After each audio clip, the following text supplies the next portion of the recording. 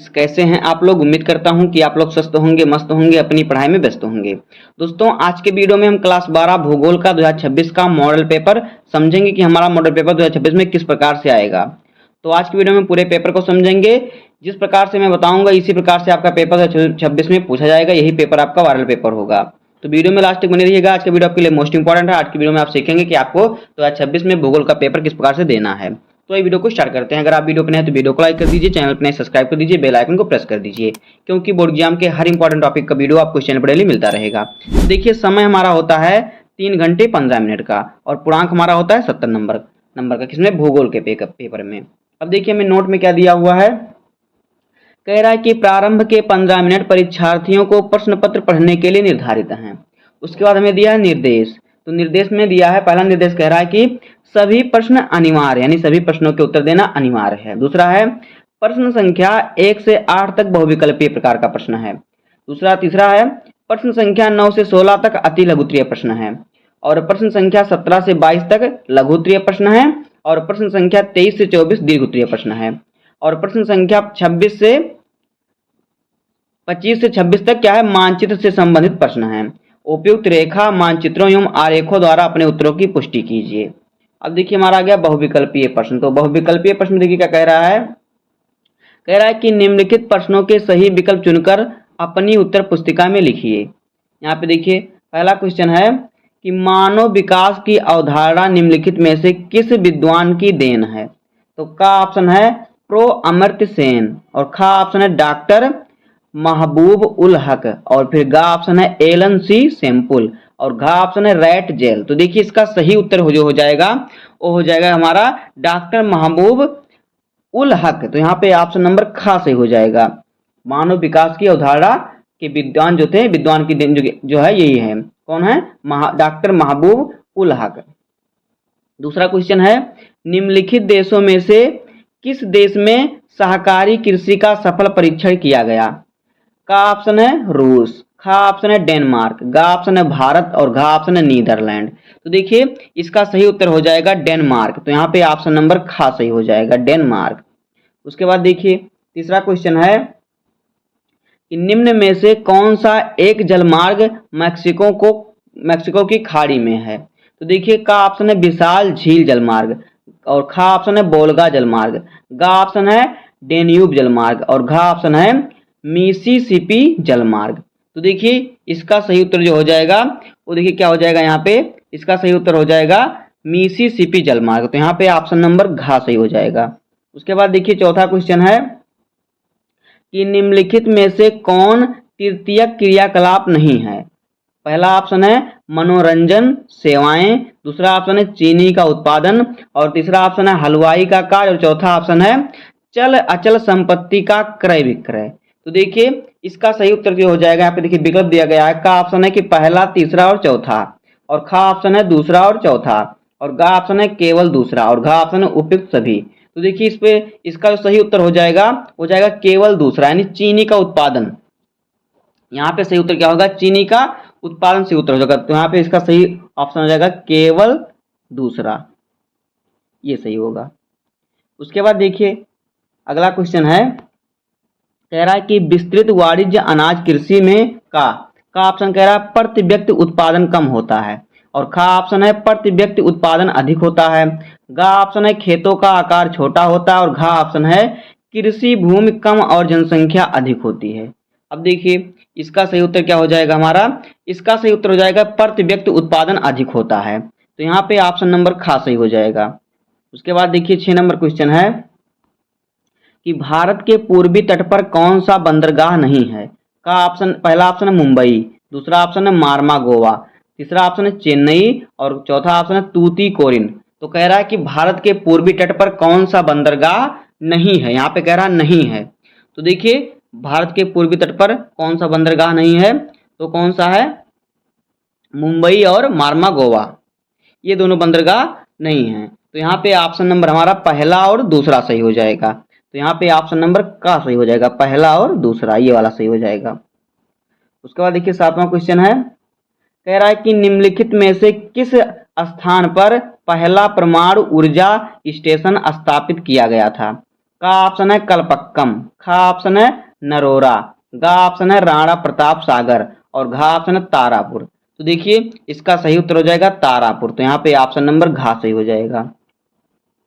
अब देखिए 8वां क्वेश्चन है, कह रहा है कि नीचे कथन और कारण दिए गए हैं, सही विकल्प चुनकर उत्तर लिखिए। तो देखिए कथन क्या है कि धान, गेहूं, आम और दलहन की फसलों के लिए जलोढ़ मिट्टी उपयोगी है। और कारण इसका क्या है, जलोढ़ मिट्टी अधिक नमी के लिए प्रसिद्ध है। अब देखिए ऑप्शन दे रहा है का वाला कि कथन सही है, यानी केवल कथन कहने कहने का मतलब केवल कथन सही है। खा ऑप्शन है कारण सही है और ग ऑप्शन है कथन एवं कारण दोनों सही है एवं कारण कथन की उचित व्याख्या करता है। और घ ऑप्शन है कि कथन एवं कारण दोनों सही हैं परंतु कारण कथन की उचित व्याख्या नहीं करता। तो देखिए इसका सही उत्तर हो जाएगा गा वाला कि कथन और कारण दोनों सही हैं एवं कारण कथन की उचित व्याख्या करता है। तो यहाँ पे ऑप्शन नंबर गा सही हो जाएगा। अब देखिए हमारा आ गया अति लघुत्तरीय प्रश्न। तो अति लघुत्तरीय प्रश्न में प्रश्न संख्या 9 हमारा देखिए क्या कह रहा है, कह रहा है कि रेट जेल के शब्दों में मानव भूगोल को परिभाषित कीजिए।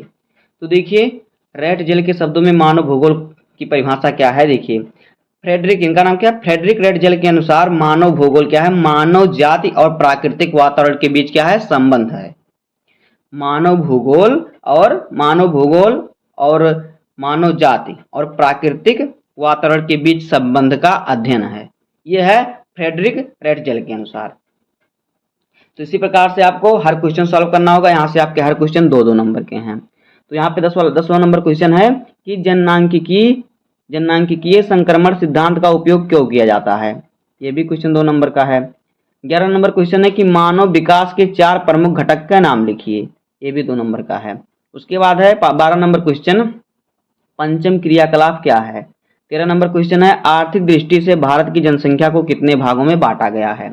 और 14 नंबर क्वेश्चन है कि दक्षिण भारतीय राज्यों में से किस राज्य में भौम जल का उपयोग कुल भूमि जल संभाव्य से अधिक है, इसके 2 कारण लिखिए।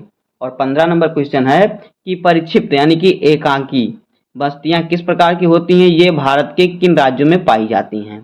और 16 नंबर क्वेश्चन है धात्विक खनिज एवं अधात्विक खनिज में कोई 2 अंतर लिखिए। तो इन सभी क्वेश्चनों को आपको तैयार कर लेना है, सभी बहुत ही इंपॉर्टेंट हैं। ये सभी 2026 के बोर्ड एग्जाम में पूछे जाएंगे। उसके बाद देखिए हमारा आ गया लघु उत्तरीय प्रश्न। तो लघु उत्तरीय प्रश्न में प्रश्न संख्या 17 कह रहा है कि विश्व की 90% जनसंख्या केरल में 10% क्षेत्र में क्यों निवास करती है, कारण लिखिए। विश्व की 90% जनसंख्या केरल के 10% क्षेत्र में क्यों निवास करती है, इसका कारण बताना है। तो यह क्वेश्चन आपका 4 नंबर का है। 18 नंबर क्वेश्चन है कि ऋणात्मक भुगतान संतुलन का होना किसी देश के लिए क्यों हानिकारक होता है। और 19 नंबर क्वेश्चन है बाजारीय सब्जी कृषि नगरीय क्षेत्र के समीप क्यों की जाती है। और 20 नंबर क्वेश्चन है कि अलवणीय जल की उपलब्धता को सुधारने हेतु 4 विधियों को लिखिए। और 21 नंबर क्वेश्चन है कि ऊर्जा के अपारंपरिक स्रोत कौन से हैं, ज्वारीय तथा तरंग ऊर्जा के विषय में लिखिए।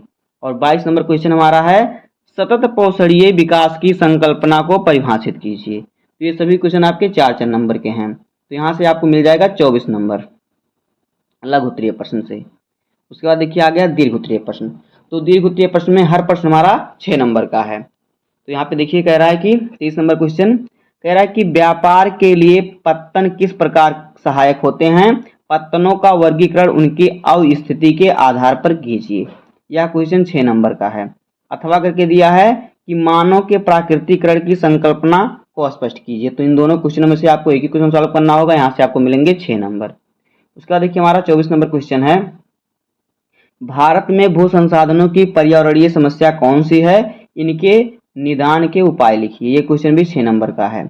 अथवा करके दिया है भारत में किन महत्वपूर्ण वस्तुओं का आयात किया जाता है, भारत के अंतरराष्ट्रीय व्यापार की बदलती प्रकृति का वर्णन कीजिए। तो इन दोनों क्वेश्चनों में से आपको एक ही क्वेश्चन सॉल्व करना होगा। यहाँ से भी मिलेंगे आपको 6 नंबर। अब देखिए हमारा 25 नंबर क्वेश्चन है कि दिए गए भारत के रेखा मानचित्र में निम्नलिखित को उपयुक्त चिन्हों द्वारा दर्शाइए और उनके नाम लिखिए। आपको क्या करना है, भारत का मानचित्र आपको मिलेगा, उसमें आपको इन 5 क्वेश्चनों को सॉल्व करना है।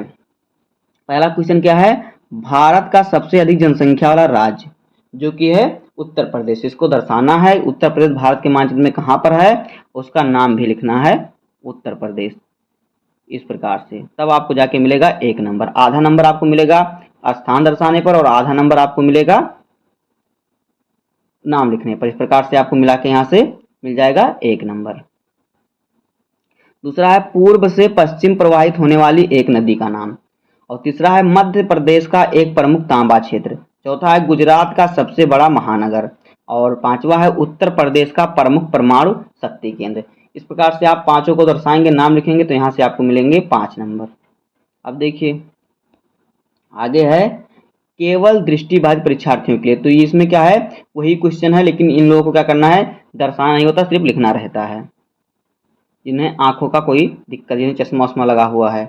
उसके बाद देखिए 26 नंबर क्वेश्चन है कि दिए गए संसार के रेखा मानचित्र पर उपयुक्त चिन्हों को दर्शाइए और निम्नलिखित उपयुक्त चिन्हों को दर्शाइए, उनके नाम भी लिखिए। तो ये इसको क्या करना है आपको, 26 नंबर क्वेश्चन को आपको विश्व के मानचित्र पर सॉल्व करना है। तो पहला है क्वेश्चन, एशिया का सबसे कम जनसंख्या वाला देश कौन सा देश है, उसको दर्शाना है और उसका नाम भी लिखना है। दूसरा है उत्तरी अमेरिका का सबसे बड़ा क्षेत्र देश क्षेत्रफल की दृष्टि से, उसका नाम लिखना और दर्शाना है। तीसरा है जापान का सबसे बड़ा नगर। और चौथा है अटलांटिक महासागर को प्रशांत महासागर से जोड़ने वाली नदी। और पांचवा है राइन नदी जलमार्ग, यानी कि नौकायन योग्य प्रवाह मार्ग किन्हीं 2 देशों तक, यानी जहां पर नाव आ जा सके। तो इस प्रकार से आपको इन क्वेश्चन को सॉल्व करना होगा, यहाँ से मिलेंगे 5 नंबर। उसके बाद है केवल दृष्टिबाधित परीक्षार्थियों के लिए। तो यहाँ पे देखिए यही वाला क्वेश्चन यहाँ पे दिया है, लेकिन क्या इनको दर्शाना नहीं, क्योंकि जिन लोगों को चश्मा वश्मा लगा रहता है उनको दर्शाने में दिक्कत होती है, इसलिए उन्हें सिर्फ नाम लिखना रहता है। तो दोस्तों इसी प्रकार से आपका होगा 2026 का भूगोल का मॉडल पेपर। इसी प्रकार से आपका वायरल पेपर जो हमारे बोर्ड में आएगा उसी प्रकार से होगा और इसी प्रकार से आपको सॉल्व करना है। इसमें से कम आपको यहाँ पे 26 क्वेश्चन दिया गया, इसमें से कम आपको 15 क्वेश्चन मिलेंगे वहाँ पे।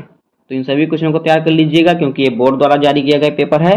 तो उम्मीद करता हूँ कि आपको वीडियो पसंद आया होगा। अगर आपको वीडियो पसंद आए तो वीडियो को लाइक कर दीजिए, चैनल पर नया सब्सक्राइब कर दीजिए, बेल आइकन को प्रेस कर दीजिए, क्योंकि बोर्ड एग्जाम के हर इंपॉर्टेंट टॉपिक का वीडियो आपको इस चैनल पर डेली मिलता रहेगा। तो मिलते हैं किसी नेक्स्ट वीडियो में, तब तक के लिए धन्यवाद।